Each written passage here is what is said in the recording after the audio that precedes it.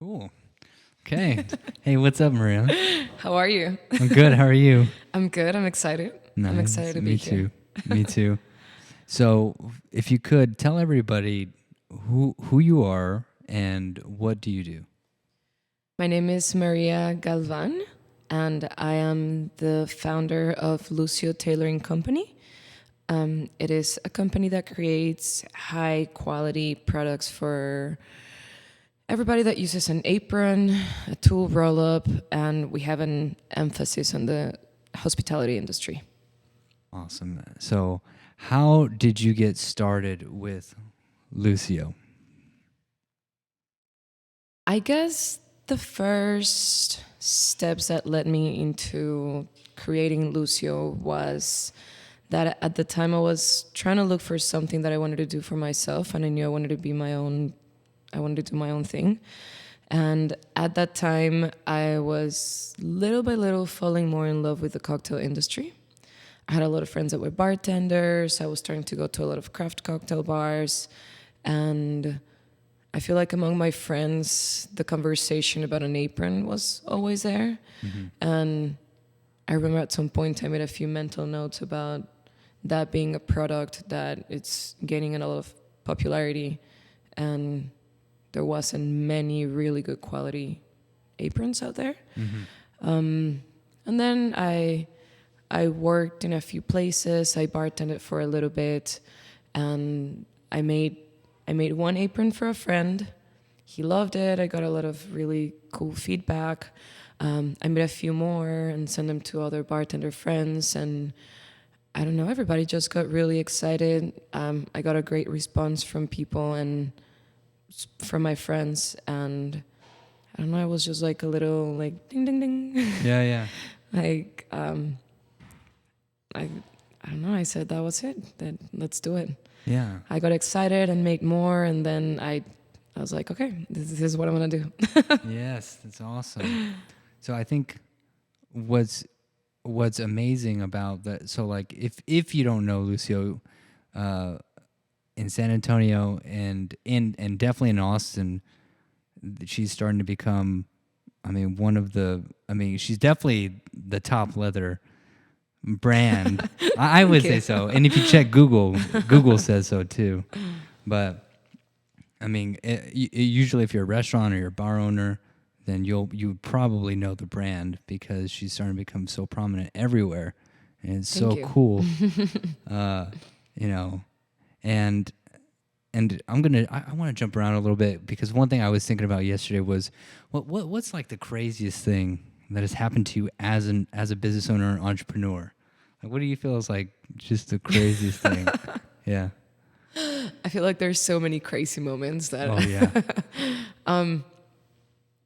Because everybody sees a brand or they look at you, and I see how like a lot of your colleagues look up to you, yeah. and a lot of them, they see Lucio, and everything's all primed and beautiful and perfect, and not that it's not like that in the, personal, but they also don't see the craziness and the That goes backstage. yes, yes, Oh, there's definitely a lot of craziness backstage all the time.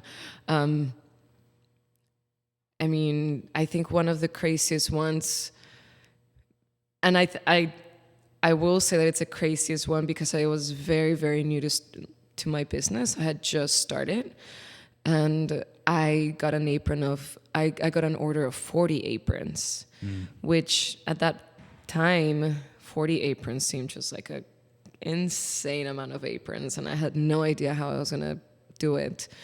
And I said yes to the order, and I didn't even have my industrial sewing machine. I didn't have the right tools, but I said yes, I'll take it. I'll see how I do it.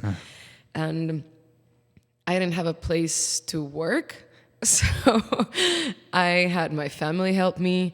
I was making them in my mother's kitchen with a sewing machine, and then I had just like the very started kit for leather work, and it was a very crazy time because my whole living room was full of leather. I didn't know how to execute it properly. Deadline was coming, and I looked around, and it was like 10 people between friends and family helping me out, and I was freaking out because I was like, this is it. If I can make this one, I I think it's a good start for my business. Oh yeah. And I don't think I've ever felt so much pressure in my life.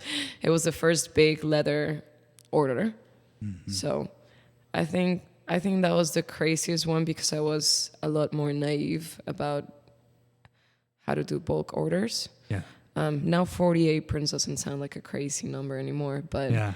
there's a lot of craziness happening. I mean, just today, Yeah. I had to wake up like at 5:30. By 6, I was in the studio because I needed to finish some aprons before heading over here. And I feel like that's when it's so rushed, all kinds of craziness happens, Yeah. but somehow we always get it done. So, but with the 40, you got it done, right? Oh yeah. Wow. Oh yeah. Yeah, and they're still going strong. Those aprons, I still see them around. What does it mean to you to? Because before then, I don't know if you ever had that kind of pressure in your life. I think you can compare it to when you're in college, and you have a deadline for a final, and I don't want to say that I procrastinated on it. More than anything, I was still trying to figure out how I was going to do it until I realized I had maybe a week for delivery date. And I was like, like I need to start doing this right now. And it did bring me back to finals. Oh, finals. So it's that kind of pressure. The sense. only difference is it's not about a grade. It's about your business, which you care, I guess, a lot more. A lot more. I mean, more. you care about your grades too, or I did care about my grades, but of course. But caring about your business a whole different level, I guess. I would say so. I mean, it's your living. It's also like the viability of the business too. And it was also a very interesting process too, because it was a lot of pressure on myself too, as far as like, can I manage to do these kind of things? Yeah. Yeah, absolutely. Yeah. I mean, what do you feel like? Do you feel like you've been able to dive deeper? Because I was reading something yesterday about David Goggins. He was a Navy SEAL, and he talks about how so many people work so hard up to 40%, but they don't really ever know how far they can really go. Like everyone just stops at 40, and they think that's their limit. But there's like this extra. If you really, you know what I mean? Do you believe that? Absolutely. Yeah. Absolutely. I think especially this last year, I started paying a lot more attention to my patterns, to the habits that I tend to want to have, and then maybe I'll have them for a few months, and then I start slacking, or. But I find that when I'm really good at it, or when I'm more organized, or I'm more on top of things, I'm more productive, I get my work done in a lot less time, and even better. Yeah. I perform better.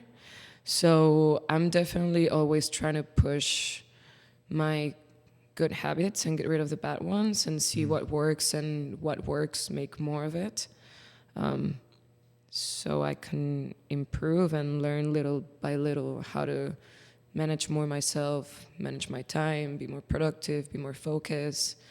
So yeah, I'm always curious to see how much more I can do, for sure.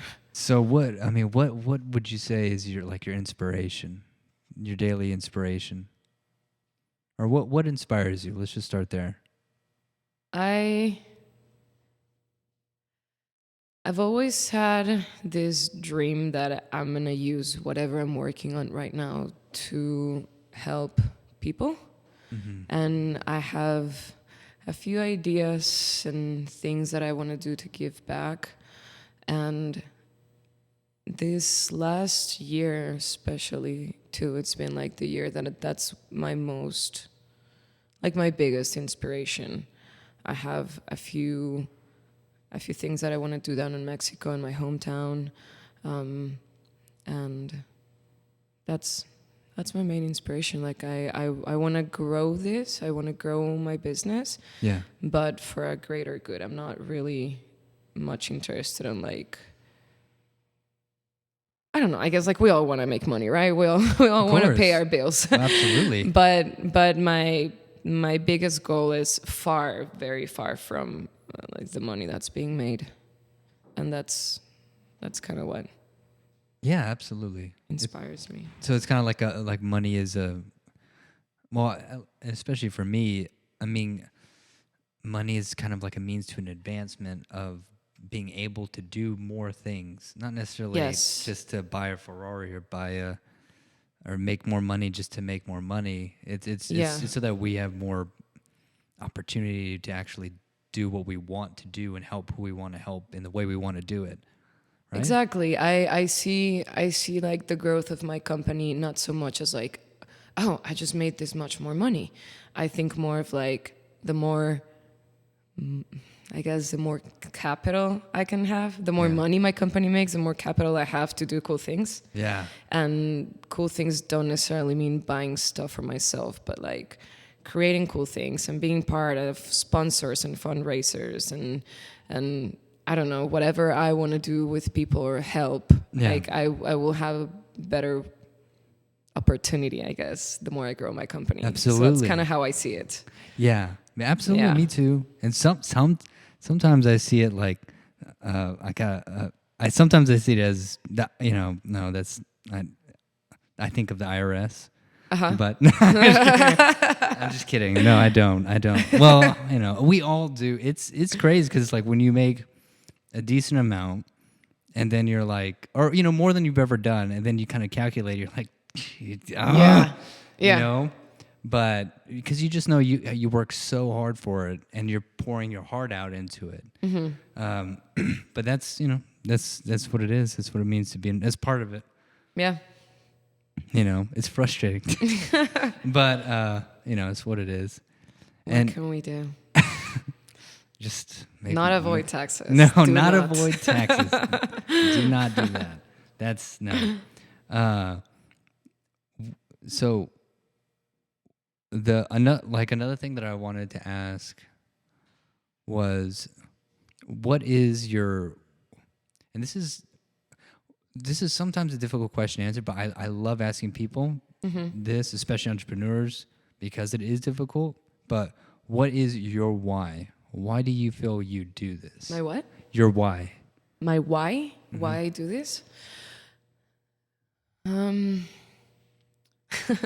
Well, first of all, I started and I knew I wanted to have a business just because I'm not crazy about following rules. Not crazy about what? About following rules. Oh, yeah. Or having a set schedule or going against something that I don't believe in, and I always, not necessarily that I don't believe in, but I don't know. I don't think I've ever worked at a company that I feel like I absolutely go crazy about everything they do. So all the time I was like, I would be changing this. I would do it this way. So I knew I wanted to have my own business. Yeah. And I mean, now the why I do it, it's because of what we just talked about, where I see that having my own business too gives me so much freedom to do other things that are not necessarily just making aprons. Just having something of my own allows me to reach out and have different things that I can incorporate my company in. Yeah. I think that's why I do it. I mean, mainly for having freedom. Yeah. And because I think everybody should do it. Well, yeah, it does. That feeling of everyone should do it just because of the amount of freedom. Yeah. Or what? What makes you say that? Yeah. Yeah, the amount of freedom, I think, or I just think so many people are so unhappy with their jobs. And I was that person too, I for a while started being very unhappy with the job opportunities that I had and what I was currently doing with my life, and that's why I decided to make a change. And that doesn't mean that I don't get super stressed out and have rough days, but it's the freedom that I get to have. Yeah. And the fact that I get to navigate this boat the way I want it. Yeah. It's pretty cool. It's cool. Yeah. what would you tell your what would you tell Maria when she first started? If you could literally transport back to that time, what would you tell her and like shake her and like grab her and like listen to me, like I mean, I think if I could go back to where it was starting, I I don't know, because I would say I would have loved to maybe spend a little bit more time organizing and putting all my ideas down instead of just like jumping into it. But at the same time, there was no way of knowing, like these are things that now I know yeah. with experience. But sometimes it's good to just take it a little bit slower. Yeah. I once I knew I wanted to do it, I didn't really take a lot of time planning or wanting to see what I was gonna do. I just kind of like started, and it was great, but it also brought me a lot of stress and a lot of setbacks that I could have avoided at the beginning. Yeah. I would definitely tell Maria 4 years ago, like, keep a planner at all times, write absolutely everything down, and start from now to just be very, very disciplined. Yes. Because that's a really hard one. Do you think discipline equals freedom? Yes. I think so. When I find that I've been very disciplined with myself I find that I have more time off. Yeah. Because I'm getting everything done, and I'm getting it done at the time that I wanted to get done. Yeah. And I have so much more time off when I'm disciplined. Yeah. But it's so hard to stay disciplined. Yes. Shout out to Jocko Willink, because discipline definitely equals freedom. I mean, so what are some of the different ways that you market? What are all the different ways that you feel you market your business? Say that again. What are all the different ways you market your business? That I market my business? Mm-hmm. I mean, I think I think by now I've been doing a little bit of everything. Yeah. There's a few parts of marketing that I would like to push more this year, but for now, I mean, for the first years, it was just word of mouth. Word of mouth, today, I still think it's my biggest marketing tool. And I use social media. We have the website too. I do a lot of networking events, especially in the cocktail and hospitality industry. Yeah. And I mean, it's a little bit of everything, right? But Yeah. I think, honestly, the one that works the most for me, it's been just being out there. Like going to events, networking, talking to people, talking to the right people. And that's definitely my main one. Like being out there and making sure you have a presence and you go to the right places. Yeah, absolutely. And full disclaimer, we do Maria and us, LMB Productions. We've done her website. Mm-hmm. So we've done work together, and we're gonna we've also done the video and such. And custom form for the Kickstarter. And photography. Yeah. And that's the other thing I was going to ask. I was like, because I think this is important, and sometimes people, even with larger companies, because Brandon and I were talking about it. Brandon, my brother, he's the partner in our business. We're talking about, Maria is one of the very few people who, if she really, really wanted to, she's smart enough, brilliant enough, and she knows design. She went to school for design.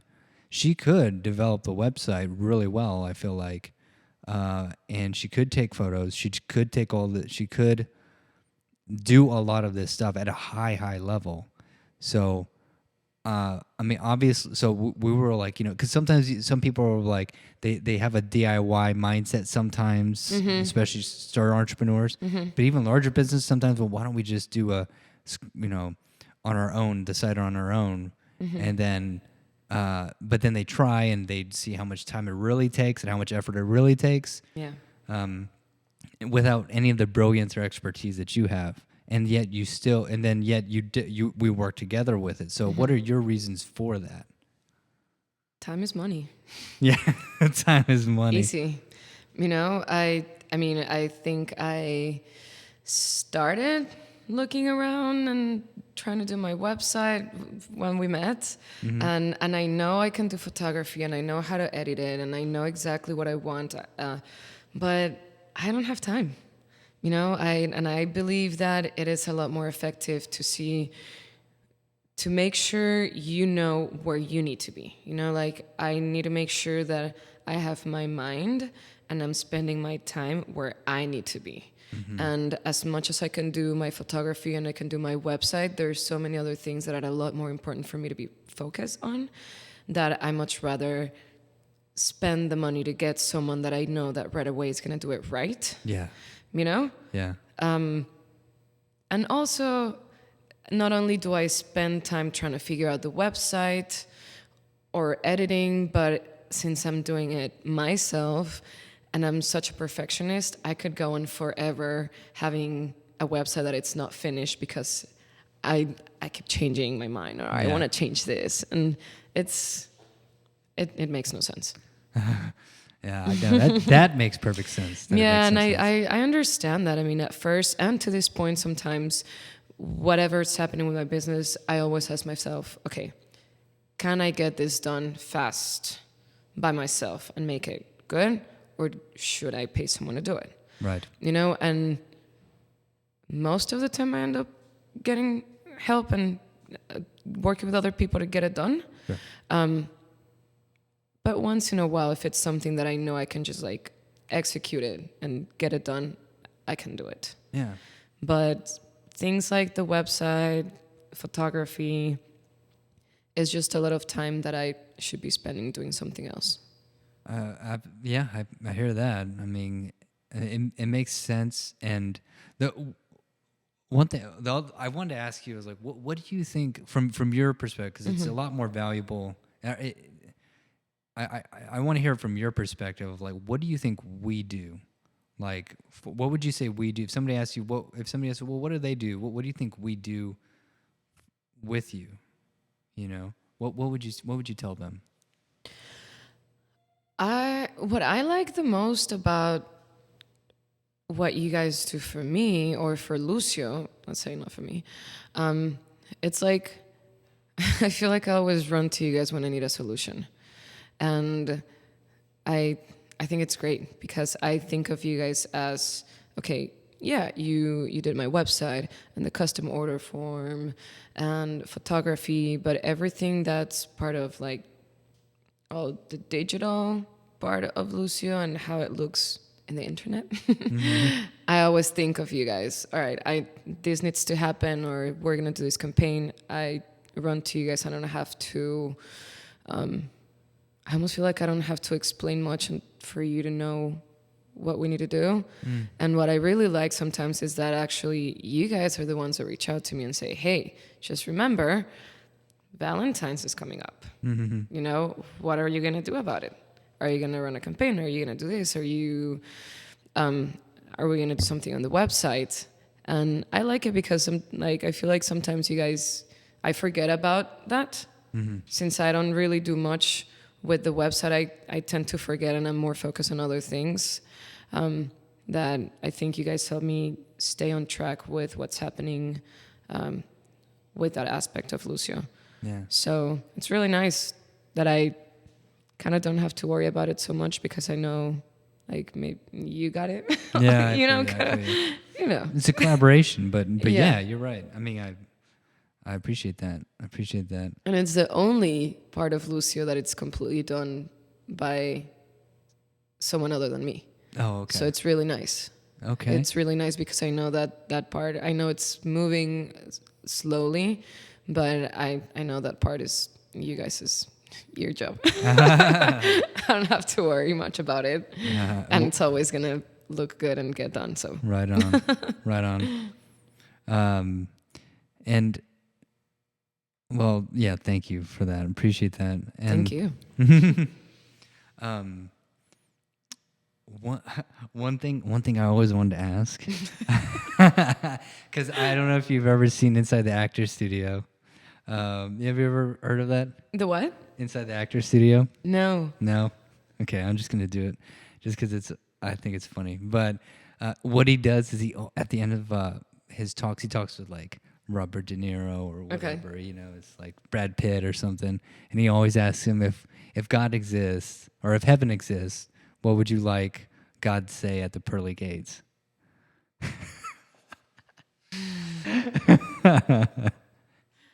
I don't know. Yeah. Was that fun? That's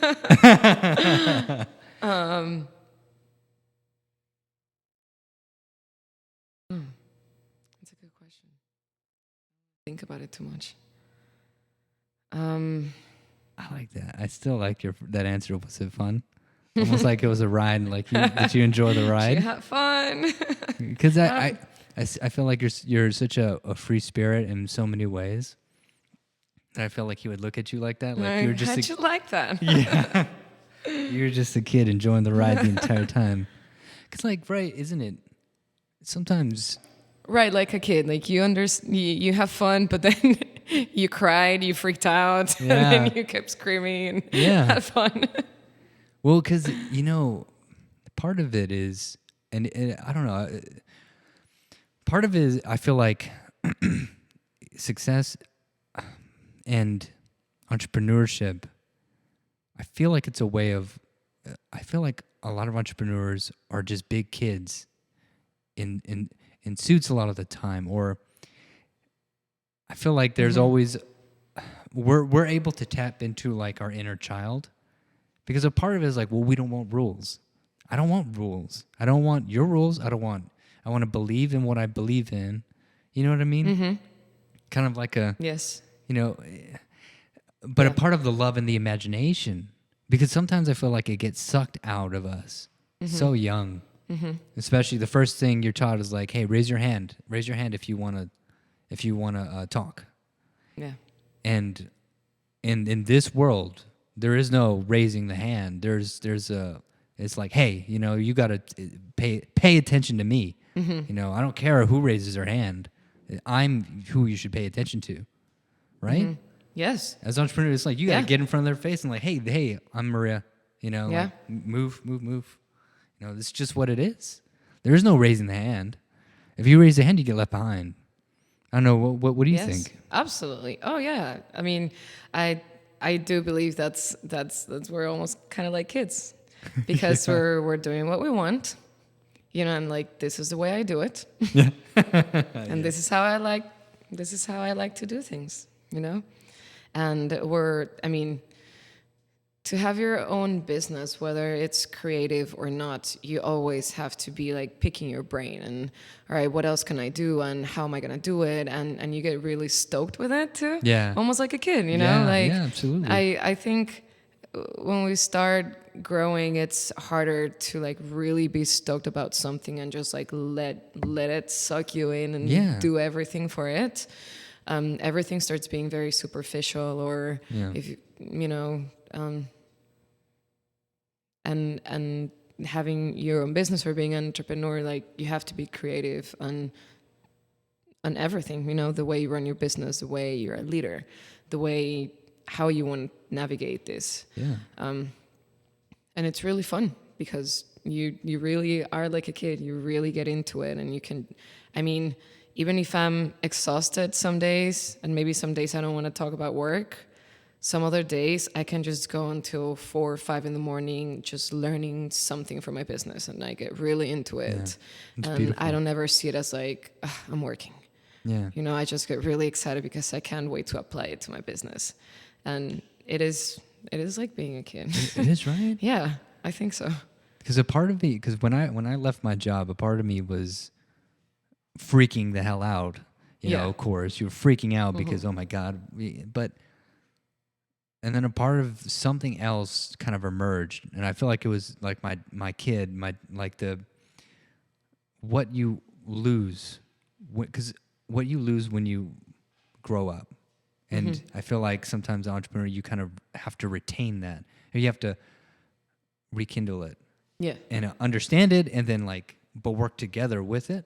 Because sometimes it can kind of go off the rails, but a lot of times it can spark an immense beauty in what you do, and because it's like when we were like younger. I mean, I remember when you were a kid, it's almost like anything was possible. Like anything was possible, and it's just sucked out of you somehow, some way, or something. But I feel like, And you start thinking like that now that everything is impossible, right? Like, no, there's no way I can do that. No, you can't do that. yeah, And being an entrepreneur is like, all right, I'm not sure how we can make it work, but let's see what we can do. Right? Exactly. Exactly. It's like if you could do you probably a couple months before you did those 30 orders, you would think I would never be able to do that in this time, and then it happened. You know, if somebody had brought that to you and be like, I need this at this time and this, but you probably wouldn't have thought like, I don't know, I probably can't do it in that time. It's like almost impossible. And then somebody does it and you're like, yes. Yeah. You're just like, I don't know, I'm going to do it. But you still do it. Yeah. And you did. That's why you're awesome. Thank you.